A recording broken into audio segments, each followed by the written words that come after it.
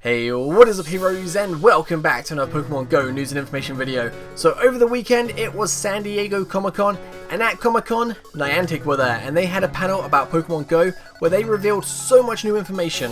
The first being they revealed what the leaders of each team look like, and I gotta say these leaders look absolutely incredible. I am so happy I joined Team Instinct because Spark looks the best in my opinion, looks so good, and I love his Millennium Puzzle.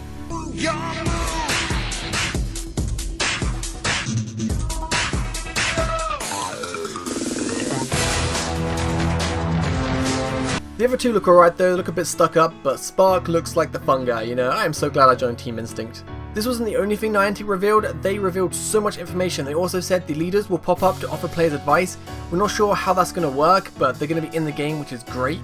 Something that really pleased me was they said only around 10% of the ideas Niantic has for the game are currently present in Pokemon Go, which means Pokemon Go is going to be a lot bigger than it is now.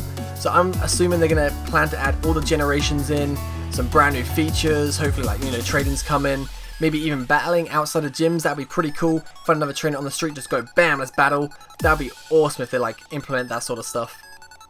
Next up, they were talking about some features that's coming to the game. They said that they're going to be improving the training, which is good because the training kind of sucks in the game, to be honest. It's not that fun to do at all.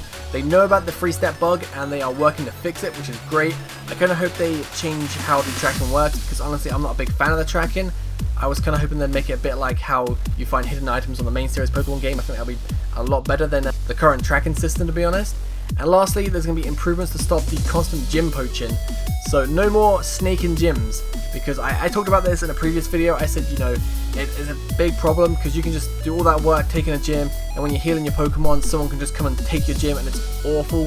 Don't do that. I mean, I've tried doing it once and it's not a nice thing, honestly. I've had it happen to me a couple of times. It's not good at all, but luckily they're working on fixing this. So next up, they said Pokestops will be getting more interesting.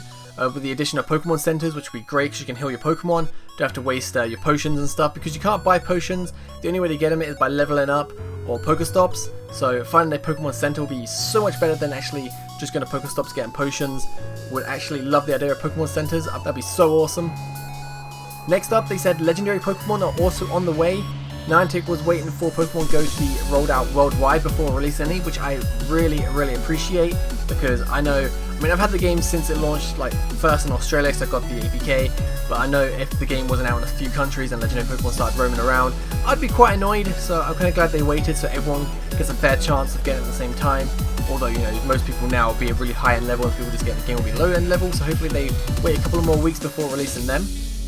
They're also planning on ways to customize Pokestops. Didn't really go into details there, but customizing Pokestops, that sounds pretty awesome. Again, they didn't go into details, but they said more functionality would be added to gyms. Now, I don't know how you can improve gyms, maybe add like gym puzzles, that'd be pretty cool, but making gyms better is only good signs right here.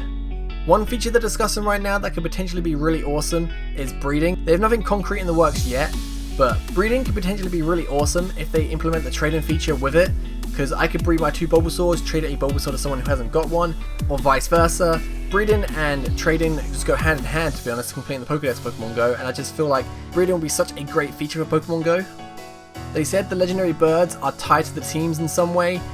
Obviously, you know, you got Team Instinct as Zapdos, Mystic Articuno, and Valor Moltres, but we don't know exactly what role they play. I'm assuming maybe the leaders have the legendary birds or something like that, I don't know, but they're going to play a role in some way and I can't wait to see what they do.